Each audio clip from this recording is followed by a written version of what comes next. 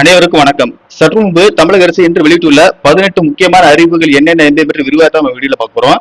வீடியோவை கடைசி வரைக்கும் ஸ்கிப் பண்ணாம பாருங்க. வீடியோக்குள்ள போறதுக்கு முன்னாடி இந்த வீடியோக்கு லைக் பண்ண வச்சுக்கோங்க. இப்போ அந்த சேனலுக்கு ஃபர்ஸ்ட் டைம் வரீங்கன்னா சப்ஸ்கிரைப் பண்ண பிரச்சனைக்குங்க, கூடவே பெல் ஐகான் பண்ணி பிரச்சனைக்குங்க. வாங்க வீடியோக்குள்ள போகலாம். முதலாவது அறிவிப்பாக தமிழ்நாட்டில் வேளாண் படிப்புகளுக்கு இதுவரை 25,330 பேர் விண்ணப்பித்து உள்ளனர். வேளாண் படிப்புகளுக்கு மாணவர்கள் ஆன்லைனில் விண்ணப்பிக்க ஜூன் 8ஆம் தேதி கடைசி நாள் என்று தெரிவிக்கப்பட்டுள்ளது. அடுத்த அறிவிப்பாக கலைஞர் மகளிர் உரிமைத்தொகை திட்டத்தில் புதிய பயனாளிகள் சேர முடியாது எனவும் 80 லட்சம் பெண்கள் இத்திட்டத்தில் நீக்கப்பட்டுள்ளதாகவும் சமூக வலைதளங்களில் ஒரு தகவல் பரவப்பட்டு வருகிறது. இந்த நிலையில் இது முற்றிலும் தவறான தகவல் என்று தமிழக அரசின் தகவல் சரிபார்ப்பகம் விளக்கம் அளித்துள்ளது. தமிழ்நாடு அரசு இதுபோன்ற எந்த அறிவிப்பையும் வெளியிடவில்லை என்று இவ்வாறு அதில் தெரிவிக்கப்பட்டுள்ளது.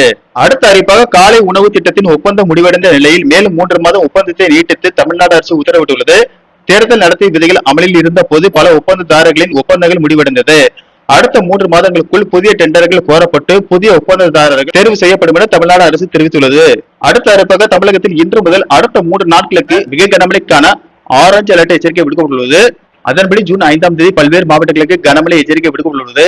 குறிப்பாக தேனி, தென்காசி, திருநெல்வேலி, திண்டுக்கல், திருப்பூர், ஈரோடு, விருதுநகர், மதுரை, சிவகங்கை, நாகை, திருவாரூர், தஞ்சாவூர், மயிலாடுதுறை, புதுக்கோட்டை, சேலம் உள்ளிட்ட மாவட்டங்களில் இடி மின்னலுடன் கூடிய கனமழை பெய்யக்கூடும் என்றும், மேலும் தலைநகர் சென்னையிலும் ஒரு இடங்களில் கனமழையும், திருவண்ணாமலை, விழுப்புரம், திருவள்ளூர், வேலூர், ராணிப்பேட்டை, செங்கல்பட்டு மாவட்டங்கள் மற்றும் புதுச்சேரி மற்றும் காரைக்கால் பகுதிகளில் ஒரு இடங்களில் பலத்த காற்றுடன் கூடிய கனமழை பெய்யக்கூடும் என வானிலை மையம் தெரிவித்துள்ளது.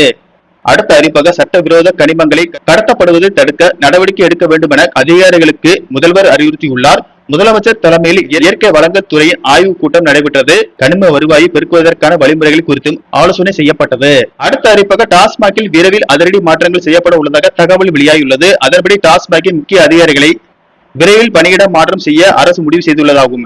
வருகிற 30ஆம் தேதி பார் டெண்டர் முடிவடையும் நிலையில் நடைமுறைகளை சீரமைக்கவும் தேவையான உரிய நெறிமுறையுடன் புதிய டெண்டர்கள் ஒதுக்கீடு செய்யப்பட்டுள்ளதாகவும் தகவல்கள் வெளியாகியுள்ளன.